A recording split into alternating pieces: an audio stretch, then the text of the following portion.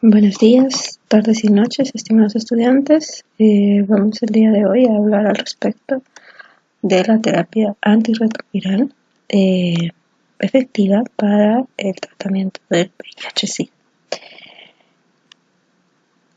Para hallar sentido a esta presentación, vamos a ir poniendo algunos casos que puedan mejorar algunos detalles de la comprensión de los fármacos y tratamientos que tenemos a disposición en esta patología. Y bueno, sin más, les presentamos el caso de este paciente masculino, ¿verdad? Con factores de riesgo como la edad, la adicción, el alcoholismo, el tabaquismo, ¿verdad? Las múltiples contactos sexuales, ¿verdad? Y los viajes a zonas de alta tasa de contagio, ¿verdad? Este paciente pues está tipificado ya en una categoría 3C, ¿verdad? Por la cantidad de recuento de glóbulos blancos, linfocitos TCD4 que se poseen en él, ¿verdad? Y pues además tiene una patología concomitante que en este caso es la tuberculosis. Entonces, a esto es a lo que queremos llegar, ¿verdad? Que ustedes logren detectar cuáles son los factores de riesgo, que inicien la terapia tempranamente, que clasifiquen de forma propia al paciente y obviamente que den tratamiento a las enfermedades nosocomiales concomitantes que se vayan a presentar con este paciente. Vamos a definir el problema, ¿verdad? Y vamos a quedarnos de todos los problemas que potencialmente tenía nuestro paciente. Vamos a quedarnos con básicamente el compromiso a la inmunidad, ¿verdad? El VIH en su forma más grave es ya el conocido síndrome de inmunodeficiencia adquirida, ¿verdad? Se va a definir por la coexistencia de infecciones o enfermedades oportunistas, ¿verdad? Y obviamente vamos a tipificarlo en relación a la cantidad de CD4, cargas virales y manifestaciones clínicas. De todos es conocido que el virus de inmunodeficiencia va a infectar las células, primordialmente los linfocitos de helper CD4, ¿verdad? Y que va a determinar la disfunción progresiva de dicho sistema hasta que pues, es incapaz de defenderse ante los estímulos externos. Históricamente, en 1981 se descubrió esta infección, ¿verdad? Es en 2 años posterior a esto que Barré y Sinose logran aislar el virus en el Instituto Pasteur. Y ya para 1985 ya era posible determinar la infección en humanos a través de pruebas sanguíneas, ¿verdad? Esto permitió dar una contabilización de los casos a nivel de todo el mundo y dándonos cuenta de las dimensiones de la problemática por el VIH-Sida. Ya para 1987 se realizan diversas campañas y organismos de salud tratan de contener la pandemia que es la propagación del SIDA, ¿verdad? Y la FDA autoriza el primer fármaco para tratar esta enfermedad. Y en 1996 pues logra estar disponible la triple terapia antirretroviral, que vamos a ver más adelante porque es importante este tipo de combinaciones. A nivel mundial han habido pues muchos avances, aunque todavía no se encuentra la cura a esta enfermedad en general, pero bueno, hasta hace un par de años, antes de que tuviéramos la actual crisis sanitaria con COVID-19, la meta es lograr erradicar o minimizar la cantidad de casos para el año 2030. En contexto mundial, ¿verdad? Deben de conocer ustedes que más de 30 millones de personas habitan actualmente con la infección de VIH-Sida. De estas, 20 millones están con tratamiento. Y lo preocupante es que 1.8 millones de nuevos casos se presentan por año. Una de las situaciones que hace que en países como el nuestro el control de esta enfermedad sea un poco más complejo es creer que es una enfermedad de grupos poblacionales con menores ingresos, económicos o con algunas conductas de riesgo específicas. Sin embargo, lo que me llama la atención en esta diapositiva y que por eso se los quise comentar es que, por ejemplo, si ustedes ven a las personas analfabetas, que representan un 10.1 de la población total infectada por VIH-Sida en Guatemala. ¿Okay? En este 10.1 tenemos pues el problema de el alcance de la comprensión de las diferentes patologías asociadas y la importancia del tratamiento. Pero el problema es este borde. Si ustedes ven y hacen pues aquí la suma, el más del 30% de los pacientes infectados con VIH-Sida tienen un nivel educativo diversificado o universitario. Esto significa que a pesar de tener las medidas, a pesar de tener la comprensión, pues obviamente seguimos teniendo personas que no toman las medidas de cuidado para evitar el contagio de VIH-Sida. Esto pues seguramente me causa incrementos de todo lo que es el porcentaje de casos nuevos, ¿verdad? Y acumulativos. Y algo que es importante, ¿verdad? En general, la proporción se ha mantenido durante todos estos años, ¿no? Una proporción de 2:1 entre hombres y mujeres. Y bueno, ya tenemos algunas nociones de el huésped, de la persona que va a tener la infección.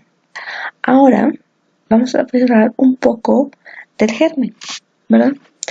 El HIV o virus de inmunodeficiencia humana tiene dos tipos, el VIH-1 y el VIH-2.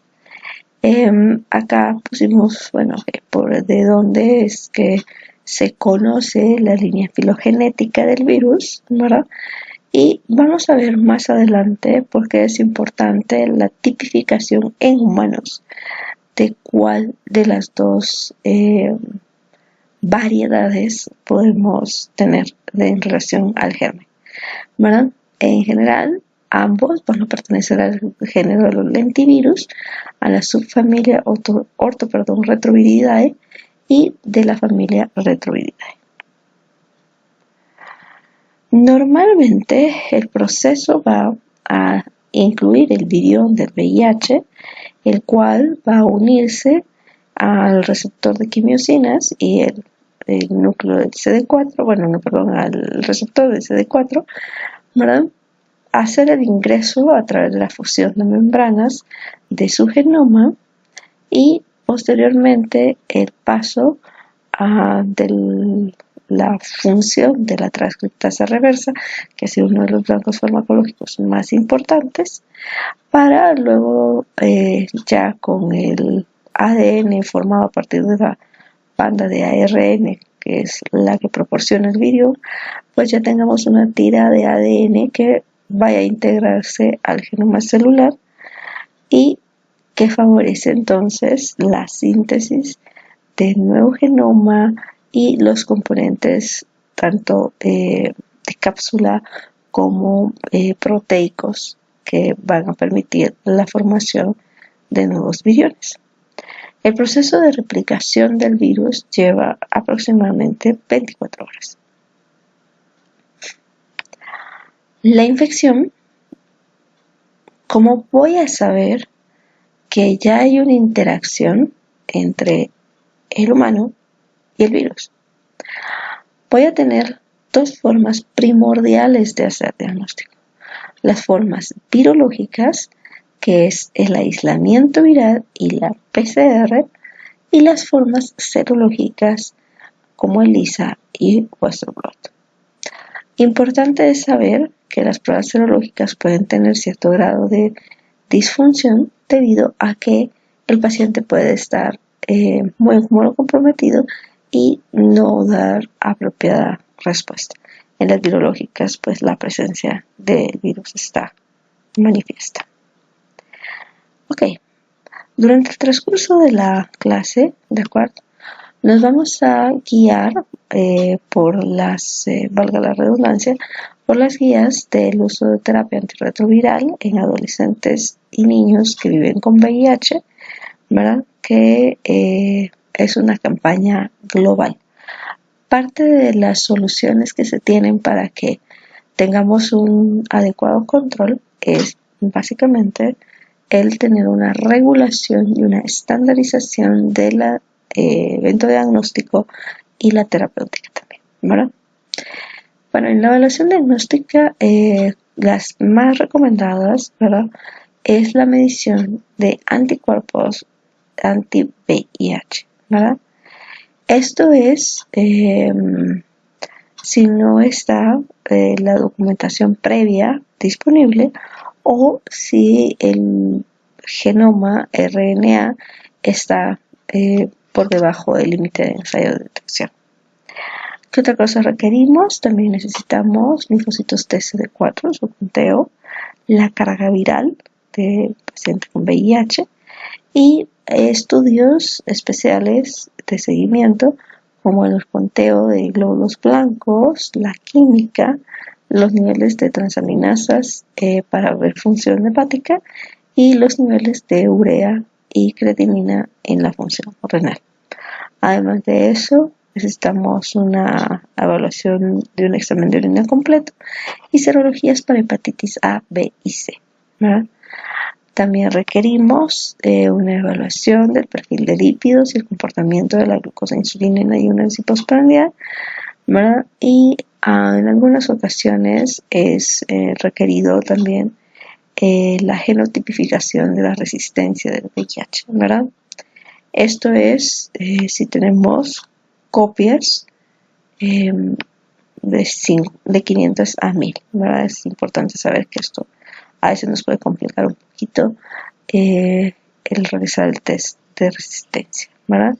Y no olvidar que pues, la vía de transmisión de esta enfermedad generalmente es por contacto sexual, así es que siempre es importante verificar que no haya coexistencia de otras infecciones de esta misma vía de transmisión.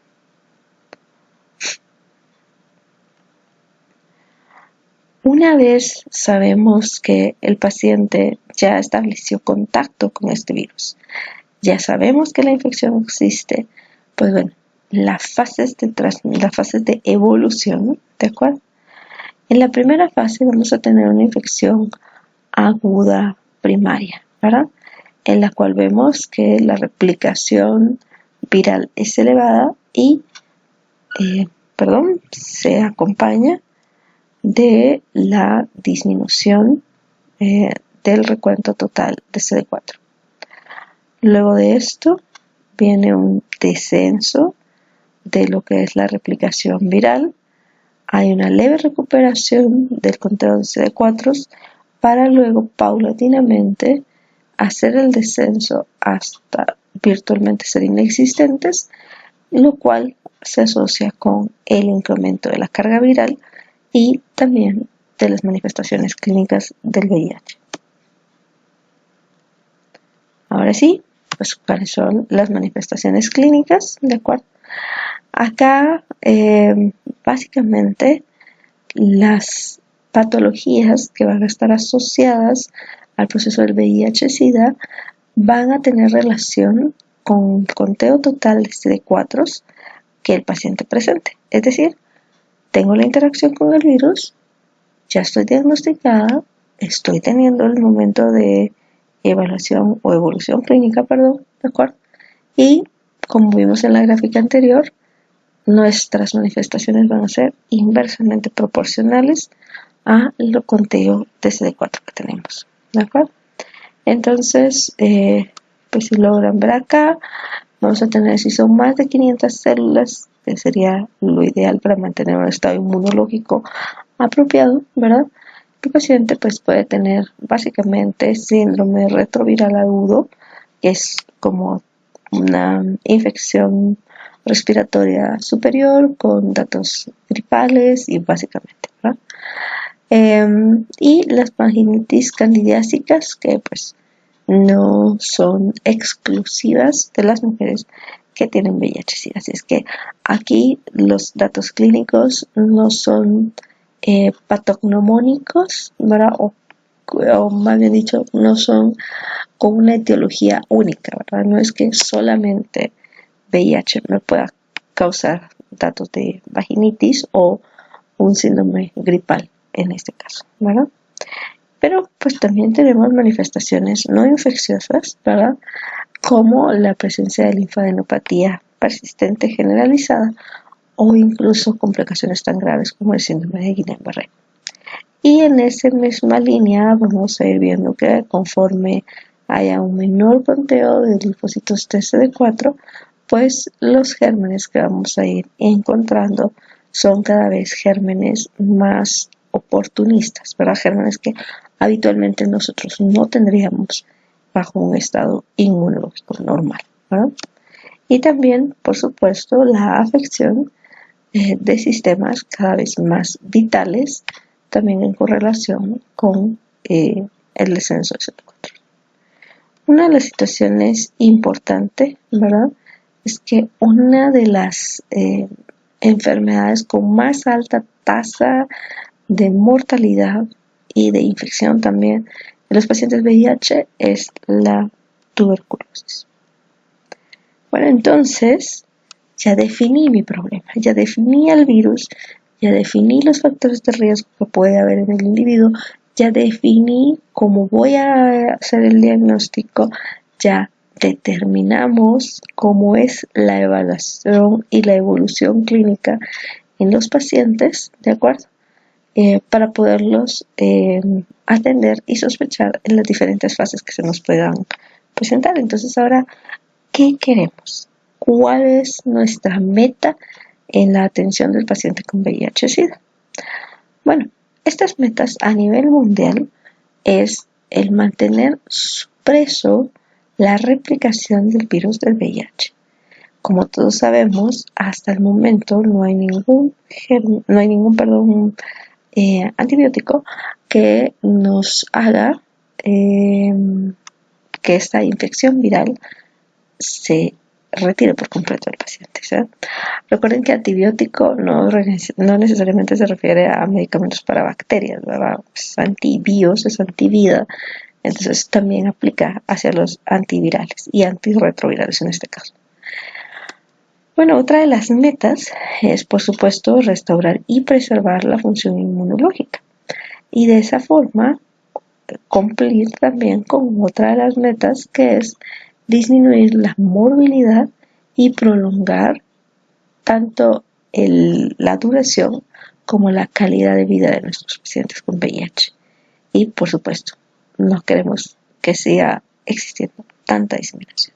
Entonces es disminuir y suprimir la carga viral, mejorar la función inmunológica, disminuir las infecciones asociadas y las repercusiones en la calidad de vida y en la duración de la vida, y evitar la propagación. Esas son las metas que vamos a tener, ¿verdad? Y en base a estas metas, pues ahora vamos a seleccionar nuestros armamentos. Recordamos, ¿verdad?, lo que habíamos hablado hace unas diapositivas. Bueno, aquí está el virión. Interactúa. Esta es la célula que va a infectar. Entonces, podamos tener un inhibidor de los correceptores CCR5. Recuerden que el virión va a unirse al receptor TCD4, ¿verdad? Pero la estabilización de esa fusión va a ser a través del correceptor CCR5. Y aquí nuestra acción es con Maraviroc. Es importante, este correceptor no es el único, también existe el CXCR4, ¿verdad? Así es que debemos de estar seguros que el paciente tiene este correceptor para poder utilizar Maraviroc. Perfecto. También puedo inhibir la fusión, ¿verdad? Y esta inhibición de la fusión va a ser principalmente a través del uso de enfuvirtida. Y hasta aquí vean que estos grupos farmacológicos solo tienen un agente.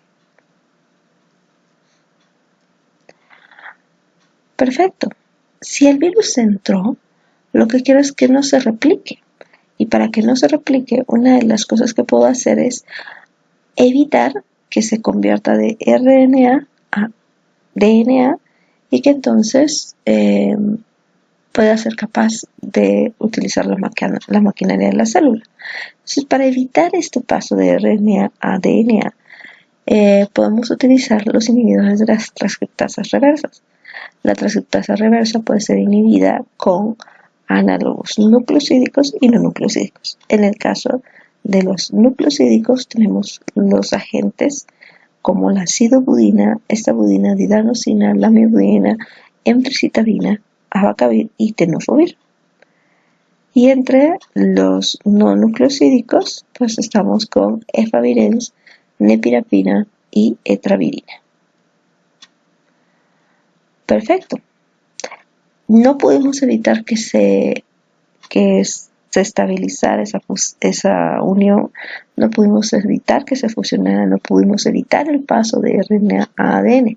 Todavía podemos tener el blanco farmacológico de evitar que se integre. Y entonces, para esto tenemos al raltegravir y el vitegravir, entre otros. Lo hemos logrado. También podemos evitar que hagan uso de nuestra proteasa, ¿verdad? Entonces está el ritonavir, lopinavir, indinavir, azatanivir y saquinavir. Y por último, el inhibidor post-acoplamiento. Es decir, se juntó, se unió, puedo inestabilizar esta unión y entonces ahí podemos utilizar el ibalizumab. Entonces, como ven, en esta fusión tengo 7 grupos farmacológicos. Y ustedes dirán, ok, entonces, ¿cómo los uso?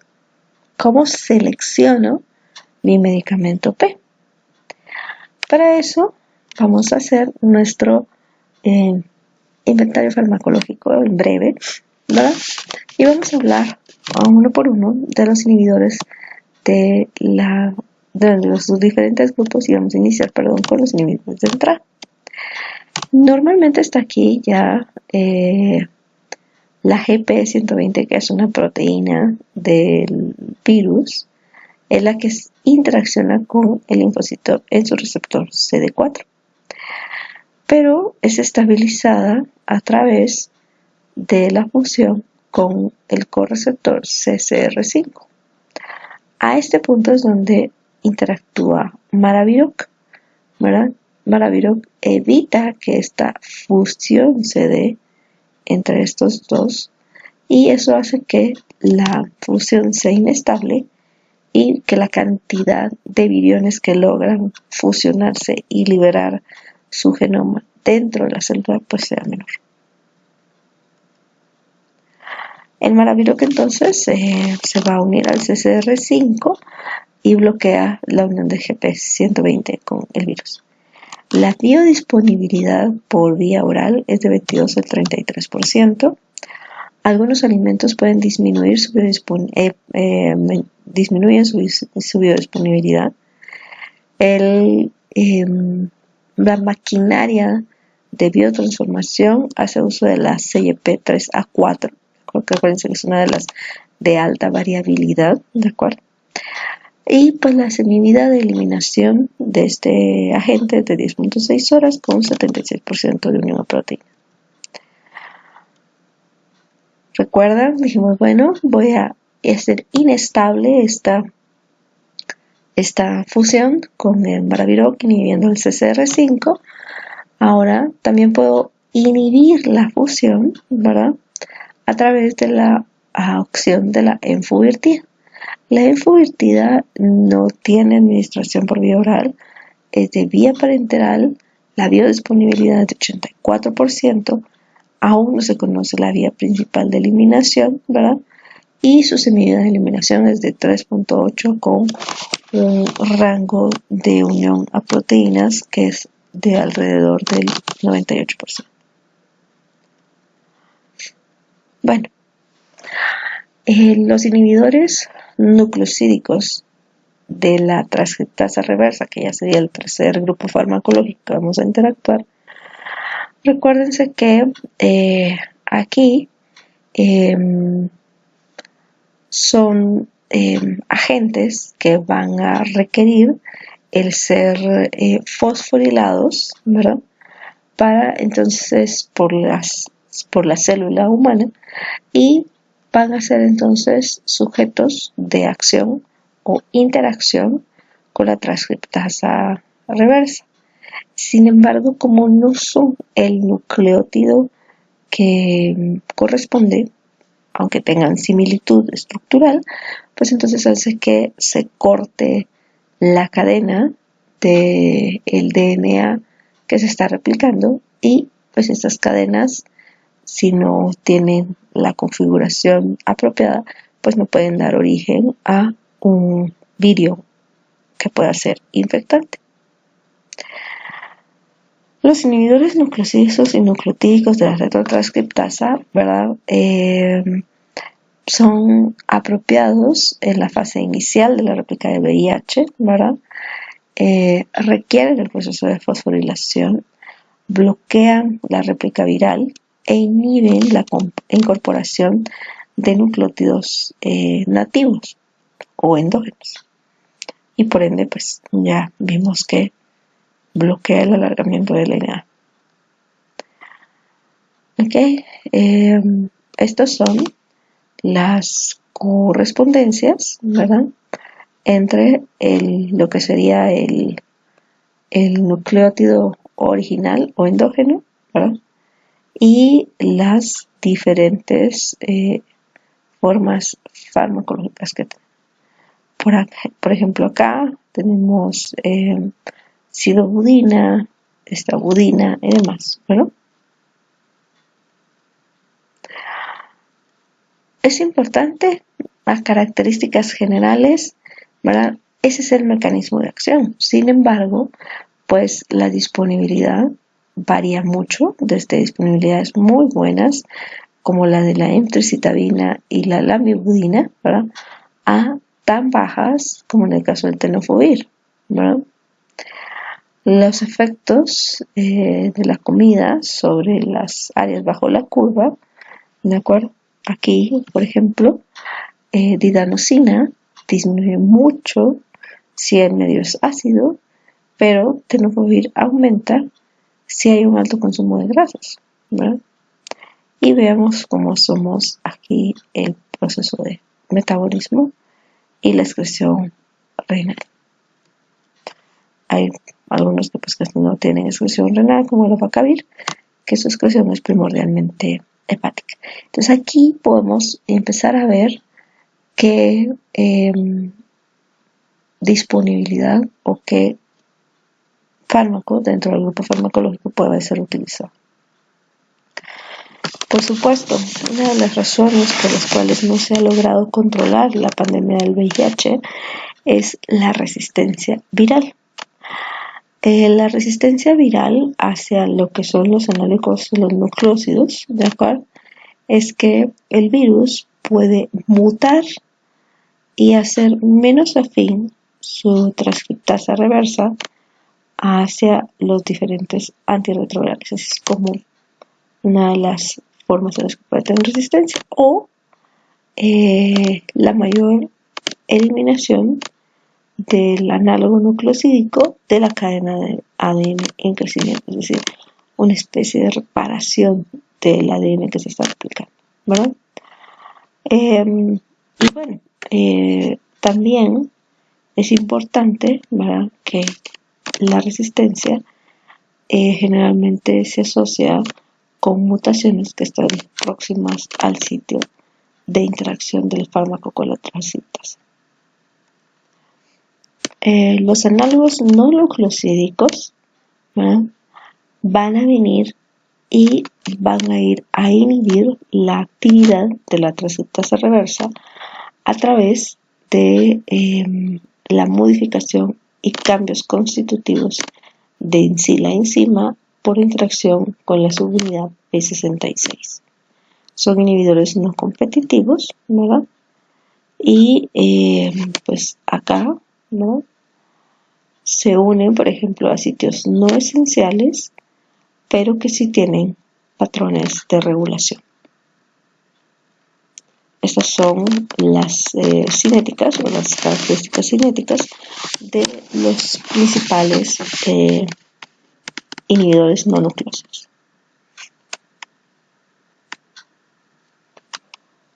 Siguiente paso, los inhibidores de la integrasa. Los inhibidores de la integrasa, pues el primer agente que se aprobó fue el raltegravir. El elbitregravir fue el siguiente, ¿verdad? Y lo que hace es evitar la formación de enlaces covalentes entre el DNA del virus y el del hospedero humano, ¿verdad? La eliminación es bifásica y su semivida más prolongada en la fase beta, ¿verdad?, es de 1 hora y la terminal es de 9. Tiene una alta tasa de unión a proteínas, ¿verdad?, y se elimina por gluconilización a través de la UGT A1, de 1 a 1. Okay. Este es el proceso que va a inhibir los inhibidores, valga la redundancia, de la integrasa, ¿verdad? Aquí serían los sitios de fusión del asa del ADN proviral con el genoma humano, y entonces bloquea los sitios de fusión del genoma al genoma humano. Los inhibidores de la proteasa, ¿verdad?, van a ser aquellos que van a actuar sobre la aspartil proteasa viral, y tenemos estos 8 agentes. Los inhibidores de la proteasa, ¿verdad?, van a encargarse de interactuar en los sitios en donde está la aspartil, la aspartil transaminasa del virus. Estos son los parámetros base de este grupo farmacológico. Fue elaborado en base a los datos dados en Goodman y Gilman.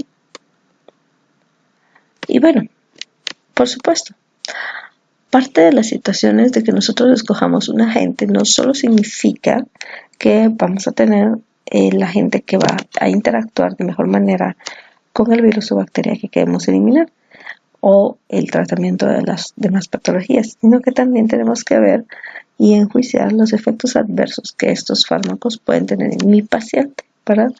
Entonces, pues aquí les redactamos algunos, ¿verdad? Los órganos principalmente afectados van a ser corazón, hígado, médula ósea, sistema nervioso periférico, inmunológico y hematológico, ¿vale? Entonces, aquí están descritos. Los dejamos por acá para que no sea como muy cargado describir cada uno.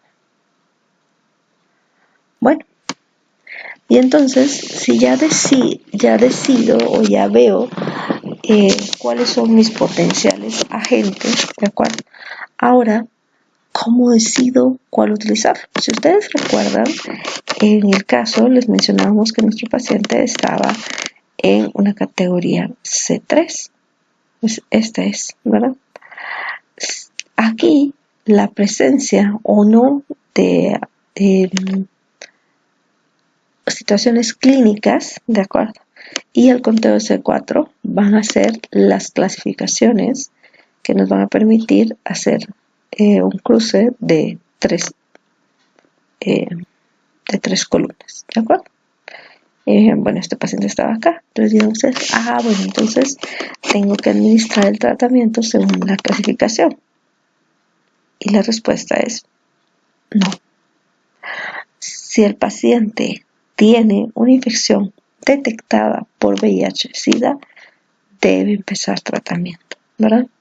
Ya fue otra de las modificaciones que se hizo también con el manejo global, básicamente porque el pretender llegar hasta la fase final para dar el tratamiento, lo único que hacía que esta persona pudiera ser contaminante, obviamente sufrir todas las complicaciones de gérmenes oportunistas y pues minimizar su cantidad de vida. Así es que ahora todo paciente debe de recibir la terapia. Sin embargo, hay algunos casos en los que todavía es más urgente iniciar la terapia.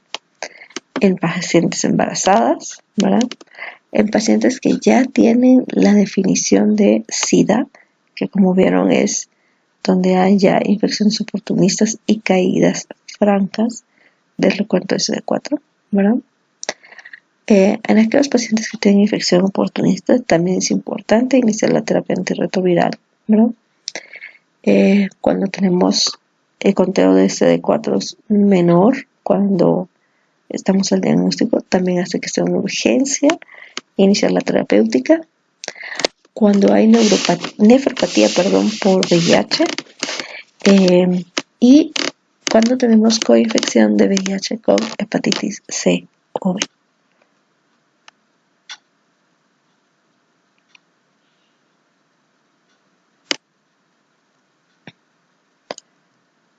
Algo que es importante, ¿verdad? Son estos dos datos que agrego en esta diapositiva. Bueno, el criptococo y la meningitis tuberculosa, si bien es cierto, el paciente debe de recibir la terapia antirretroviral, debemos de tener la mejor metodología de optimizar el tratamiento con tuberculosis de manera conjunta al inicio de la terapéutica con antirretrovirales. Y bueno, con una terapia de alta eficacia, ¿verdad? Vamos a tener una tasa de reducción en el embarazo de 20 a 30% a menos del 0.5%. Y esto nos hace que tengamos menos pacientes pediátricos infectados, puesto que también disminuye la transmisión vertical.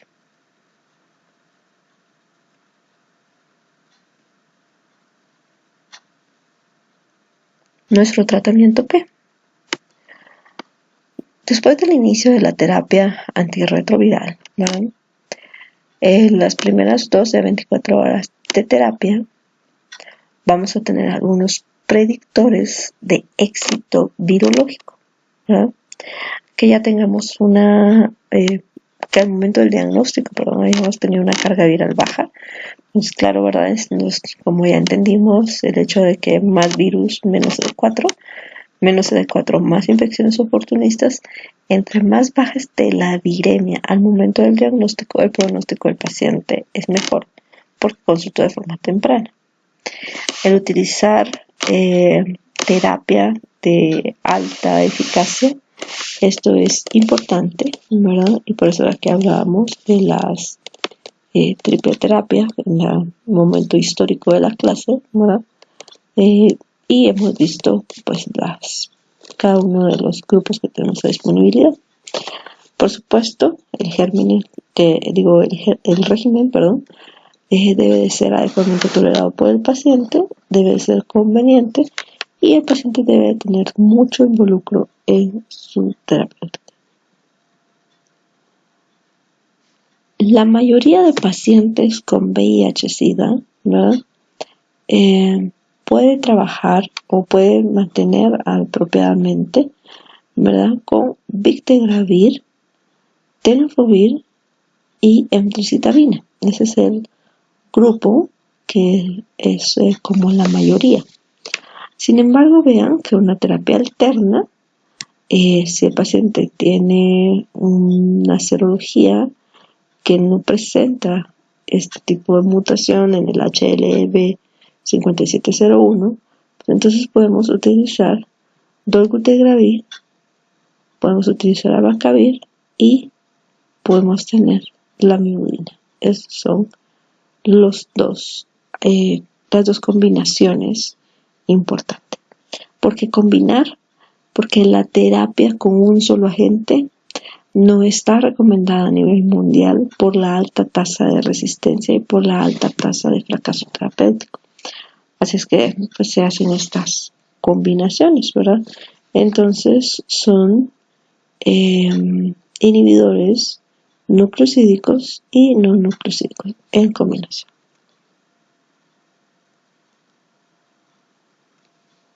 Ok, este que acabamos de ver es el esquema mundial. ¿Qué pasa en Guatemala? El esquema en Guatemala, ¿verdad?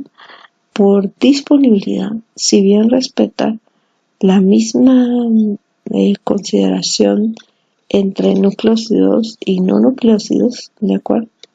Pues la disponibilidad de fármacos es distinta y aquí vemos pues cómo se puede agregar, ¿verdad? Por ejemplo, aquí el esquema preferente es el dolutegravir, que es la segunda opción en el otro esquema, el internacional, ¿de acuerdo? Emtricitabina y el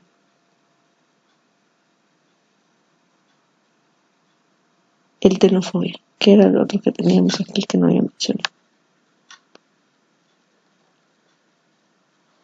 Ok, extenderán ya este párrafo, ¿por qué? Quiero que se tomen unos minutos para poder leerlo, pero es importante.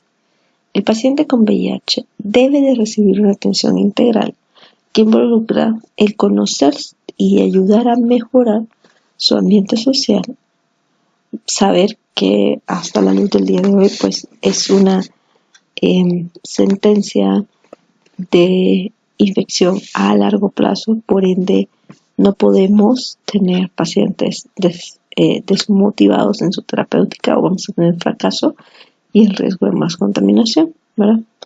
Y también recordar que el VIH es una infección, pero no es lo único que este paciente tiene, es que debe de haber un equipo multidisciplinario para poder dar terapéutica en esta parte. Debe estar centrado en el paciente, que es nuestra prioridad, ¿verdad? Pero también el paciente debe estar listo para recibir ese acompañamiento, ¿no? Así es que la educación ha sido uno de los agentes más utilizados en el hecho de tratar de minimizar los diferentes procesos de propagación del virus. Ok. Seguimiento. Ya establecí el diagnóstico, ya conozco el germen, ya conozco el factor de riesgo. Ya establecí mi objetivo terapéutico tratando de minimizar la carga viral, mejorando la calidad de vida, manteniendo o restaurando el estado inmunológico y minimizando la diseminación. Ya sé que tengo grupos farmacológicos en cuanto a la inhibición del CCR5, inhibición de la fusión, análogos nucleócidos y no nucleócidos de la transcriptasa, inhibidores de la post-fusión, entre otros. Entonces, ahora, ¿cómo voy a seguirlo? Esta es una tabla que realizamos en base a los referentes de las guías, ¿de acuerdo? Y pues bueno, vean acá cuáles son los factores que hay que estar repitiendo para valorar funciones orgánicas en nuestro paciente VIH. ¿Qué otra de las cosas tenemos que tener? Bueno, estas son pruebas ya más especializadas como la detección del tropismo, ¿verdad? La serología tanto para hepatitis B o C y por supuesto el conocer si la madre está o no embarazada. Esto es porque, por ejemplo, dolutegravir no debe ser usado en madres gestantes o en lactancia. Y bueno, vean que el seguimiento es extenso, ¿verdad? También debe de verse las pruebas químicas, hematológicas, de función hepática, renal, ¿verdad? Y el test de embarazo que ya habíamos mencionado. Ok. Importante, ¿verdad? Hacer el test de resistencia, ¿verdad? Debido a la alta tasa de mutaciones y de resistencias reportadas, ¿verdad? Siempre debe de idealmente incluirse una medición de las de todos los que son gérmenes resistentes, ¿verdad? Me refiero aquí a resistentes en cuanto al VIH, no a bacterias, ¿verdad? Tratar de evitar la diseminación de virus con alta tasa de resistencia, ¿verdad? Y bueno, hemos venido mencionando el tropismo o los ensayos de tropismo de correceptor, ¿verdad? Y esto se hace a través de el uso del ADN proviral, ¿verdad? Cuando el ARN no está disponible.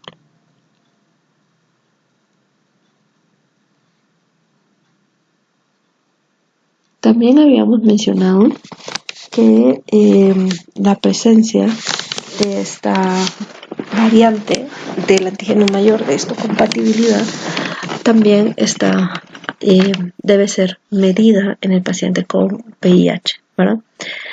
Y esto va a ser básicamente para poder determinar el uso o no de abacavir.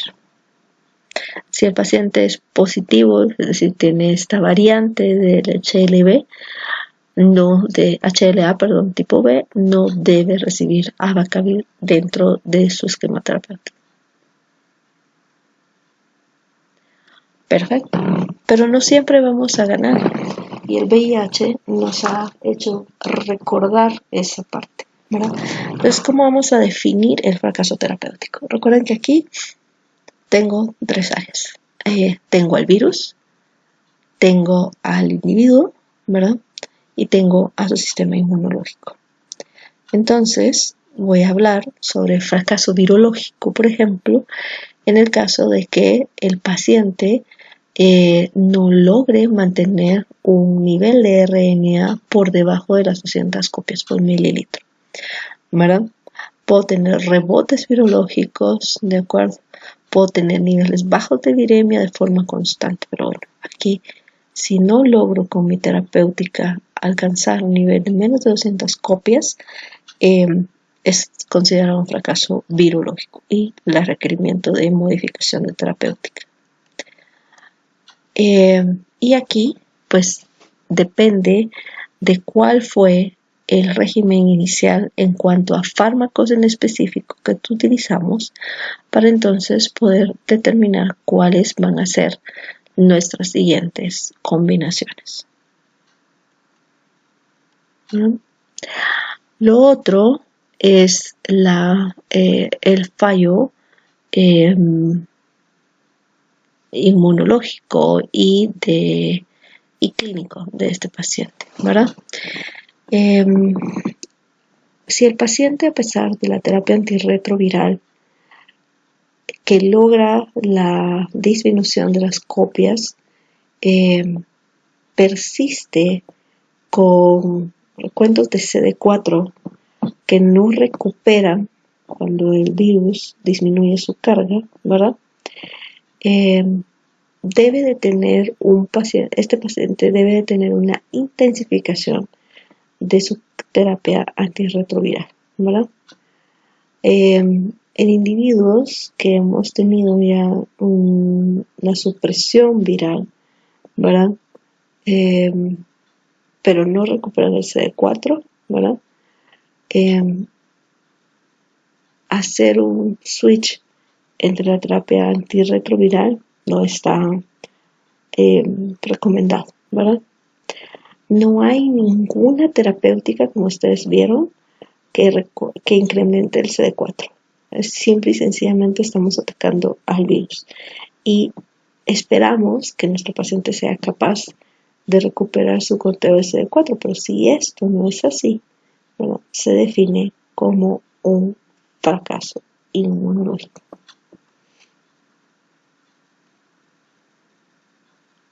Y bueno, por si esto no fuera simple, o sea, tengo fracasos inmunológicos, fracasos virológicos, fracasos clínicos, que es la persistencia de los síntomas a pesar de tener un conteo de CD4 aceptable y una carga viral baja. Bueno, pero ustedes ven, generalmente vamos a tener algunos grupos farmacológicos, pero entre más grupos farmacológicos se requiera combinar, más chance tenemos de tener interacciones farmacológicas, ¿verdad? Por ejemplo, aquí los antagonistas alfa-adrenérgicos, de los cuales ustedes se acuerdan al inicio de las clases, ¿verdad? Pues me puede interactuar con efavirenz y nevirapina, ¿verdad?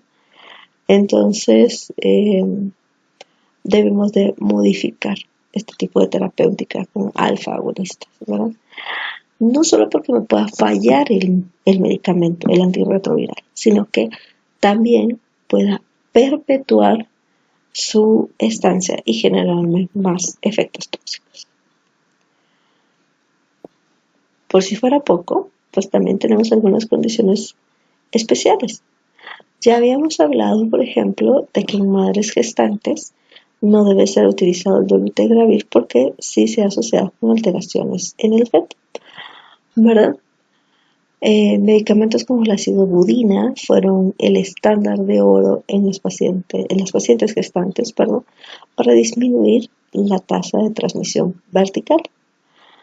¿Qué otra situación debe tener considerándose cuando estemos hablando en la ginecología de madres con VIH? Que la constante cinética y dinámica no es igual durante el embarazo. Así es que la efectividad de la terapia de alta eficacia puede variar en madres gestantes, primero por la modificación de los antirretrovirales que pueden ser utilizados, y segundo, porque los volúmenes de distribución también van a estar distintos. En ancianos, pues también hemos de recordar, pues, la existencia de diabetes, hipertensión y demás, que pues también van a hacer que el paciente pueda fallar, porque al agregado de 5 tabletas que se tienen que tomar al día, ahora vienen todas las tabletas del VIH. En adolescentes, pues es importante saber lo de las posibilidades de la infección reciente ante el incremento de la actividad sexual temprana, ¿verdad? Y también están los otros escenarios, el escenario del paciente que llega a la adolescencia y que la infección la trae desde el momento de la infancia o incluso de recién nacido, ¿verdad? Se deben tomar en cuenta las comorbilidades en cuanto a fallos orgánicos y también la afección por crímenes oportunistas. Y si ustedes regresan a una de las primeras diapositivas, donde hablábamos sobre el pertenecer a los retroviridae, que decíamos, bueno, hay dos tipos, VIH1 y VIH2. Okay. Para el VIH2 no tengo un régimen específico, no sé cuándo debo empezar, si se beneficia de empezar una vez establecido el diagnóstico o si se beneficia de empezar en los momentos más tardíos. Eso no lo sabemos aún, ¿verdad?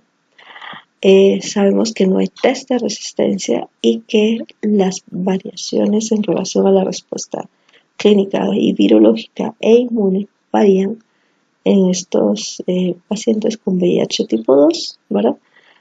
Sobre la terapia antirretroviral estándar.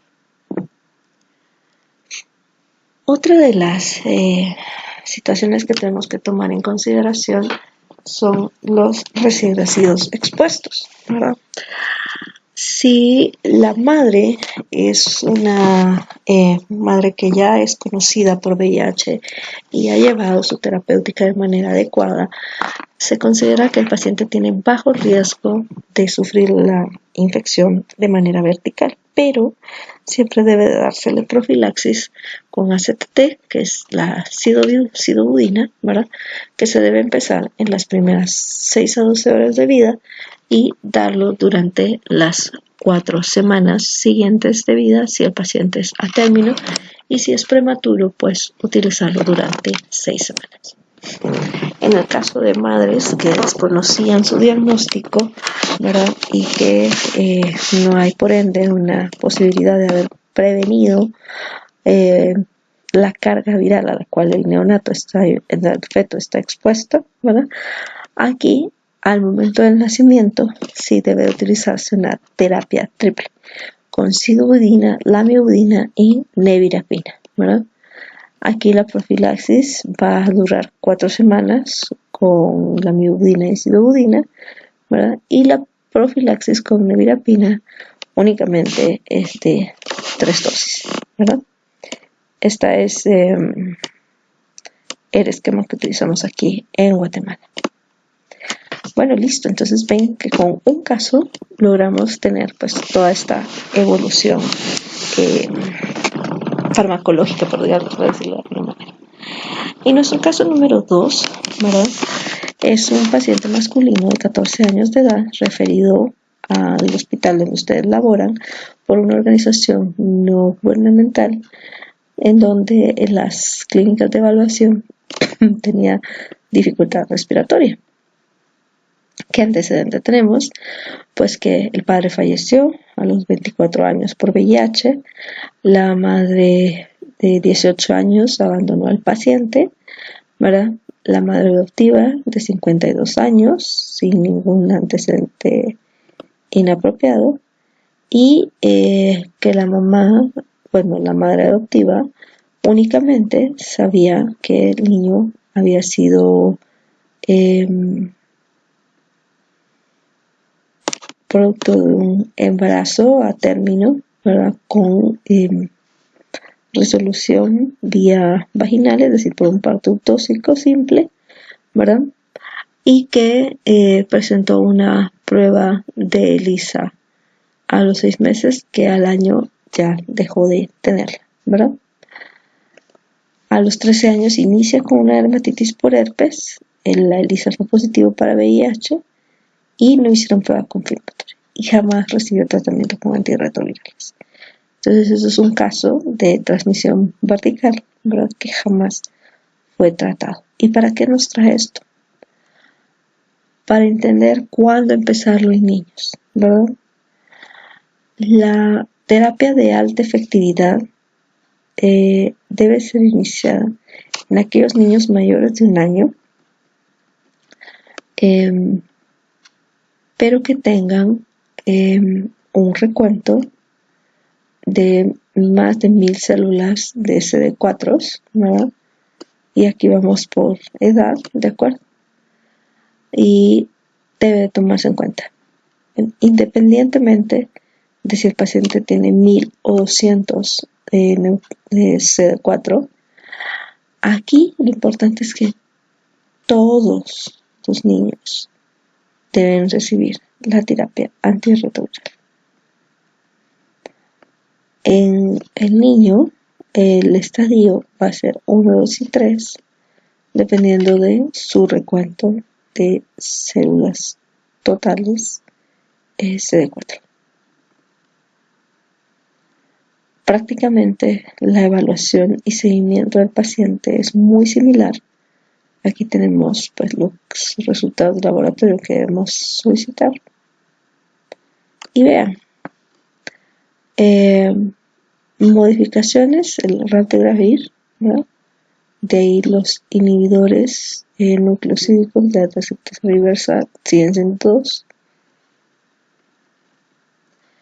Y en Guatemala tenemos los esquemas en relación a la edad de los pacientes, ¿verdad? Y entonces aquí están las familias y aquí están los agentes en sí utilizados, o sea, los antirretrovirales utilizados.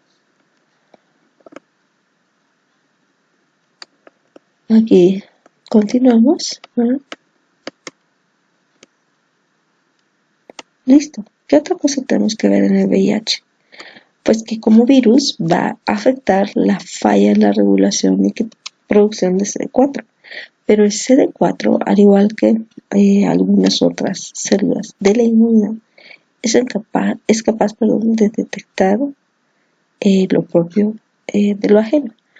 Y al no tener esta capacidad de detectarlo, la regulación para evitar la replicación permite que si falla, pues haya neoplasias asociadas. Bueno, algunas muy prontas, por ejemplo la leucoplasia vellosa oral, generalmente se debe a coexistencia aparte del virus de inmunodeficiencia, también vamos a tener afección por el Epstein-Barr, ¿verdad? Cándida y el virus del papiloma, ¿verdad? Por cierto, aunque aparatoso no requiere tratamiento. Esta es la presencia de candidiasis esofágica. ¿Por qué les traigo esto? Porque generalmente en los pacientes VIH esta candidiasis esofágica se va a manifestar por dolor y puede ser confundido de manera inapropiada con la presencia de nada más enfermedad péptica, ¿verdad? Ok, una de las determinantes de la enfermedades claves en el diagnóstico y seguimiento del VIH, si recuerdan ustedes en la clasificación, estábamos en los niveles 2B, que es el Pneumocystis jirovecii. Es un hongo, tiene fase prequística y de tofosóito y quística, aumenta el riesgo de mortalidad en pacientes con VIH, ¿verdad? Y característicamente se presenta por fiebre, dolor a nivel de la garganta y torácico, disnea, y hay elevación de la LDH e hipoxemia secundaria, de ahí que requeríamos un inicio de dosimetría.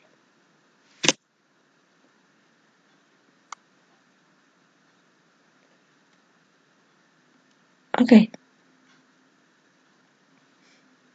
Es importante, ¿verdad? O sea, el VIH en el paciente con VIH, que tiene infección por Pneumocystis jirovecii, no hay un patrón radiológico clásico. Pueden tener ustedes una enfermedad difusa con tendencia a la consolidación o radiografías cuasi normales solamente con el incremento del infiltrado en el área periliar. Así es que, importante, ¿no? Toxoplasma. Antes de pasar a la infección por toxoplasma, de acuerdo, sé que algunos de ustedes pudieron haber visto ya este tipo de lecciones ahorita que estamos con COVID-19, y solo recalcar, ¿verdad? Pues obviamente el paciente que vive con VIH-Sida es un paciente de alto riesgo para la exposición. Entonces, esto es importante. Toxoplasma gondii a nivel del sistema nervioso central es un germen puramente oportunista, ¿verdad? No va a estar ahí en condiciones generales. Se transmite a través de la carne de pollo mal cocinada, no poco cocinada, no es de pollo, sino normal, ¿verdad? También el contacto con excrementos de gatos, ¿verdad? O la contaminación con quistes del agua o las verduras, ¿verdad? El curso generalmente es subagudo, se manifiesta por fiebre y cefalea, que progresivamente deteriora el estado mental, puede dar datos de focalización y asociar convulsiones. Estas son las imágenes de toxoplasma a nivel del sistema nervioso central. Y aquí les dejo puesta algunas de las opciones terapéuticas que pueden dar. Criptococo. Criptococo también me va a afectar el sistema nervioso central. También es, pues obviamente asociada a la disminución del conteo de CD4, es un criterio para determinar una infección oportunista. Y pues bueno, o sea, acá es básicamente vigilar y manejar la hipertensión intracraneal si hubiera. Cryptosporidium es otro agente de tipo oportunista, ¿verdad? Solo que este va a afectar primordialmente el aparato gastrointestinal, disminuyendo la absorción e incrementando la tasa de diarrea, ¿verdad? El tratamiento, pues acá lo tienen descrito. Al decir en el inicio que pretendíamos tener al paciente mejor mejor actividad clínica, menor repercusión sobre su modus vivendi, ¿de acuerdo? Pues obviamente el 95% de nosotros tenemos una mejor captura visual, por lo cual la salud ocular es importante, pero en el paciente con VIH aún es más importante el ser insistente con sus consultas de oftalmología. Vean aquí como hay una pequeña imagen como en antorcha, ¿verdad? Esta es una retinitis por citomegalovirus. Tuberculosis. Entre más inmunosupreso está el paciente, más chance de enfermedad tenemos y mayor es la cantidad de los síntomas, ¿de acuerdo? Recordar que tuberculosis no es únicamente a nivel pulmonar, también pueden haber otros lugares, por lo cual es importante hacer una tipificación completa, ¿verdad? También existen las micobacterias que son atípicas, que son también parte de las infecciones oportunistas, y esto puede ser básicamente el complejo AVIM intracelular. Este es uno de los más comunes. Entonces, aquí está el tratamiento en el caso de micobacterias atípicas.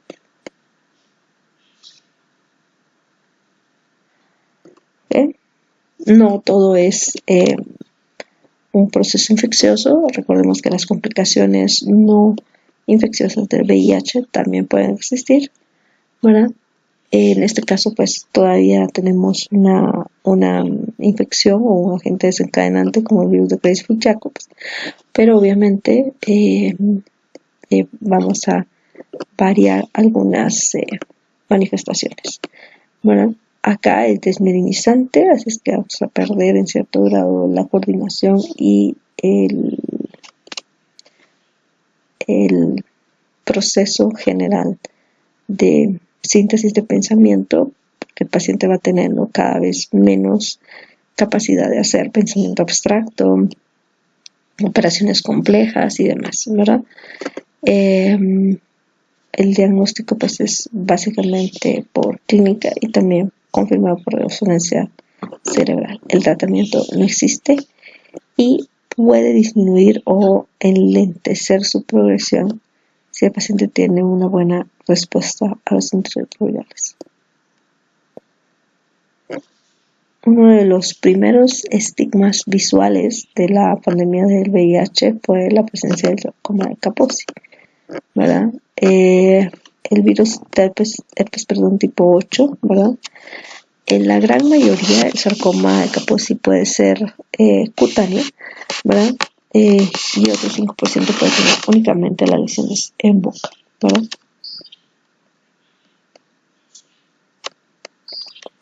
Estos son los clásicos del leucoma de sarcoma, de Kaposi.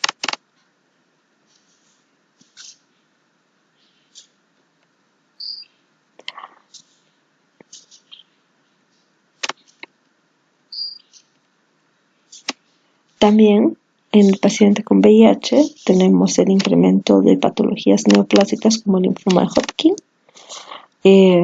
un linfoma primario del sistema nervioso central. Debe de ser dirigido hacia la búsqueda de VIH, ¿verdad? Y con esto, en efecto, muchísimas gracias por su atención. Cualquier cosa estamos en contacto. Muchísimas gracias.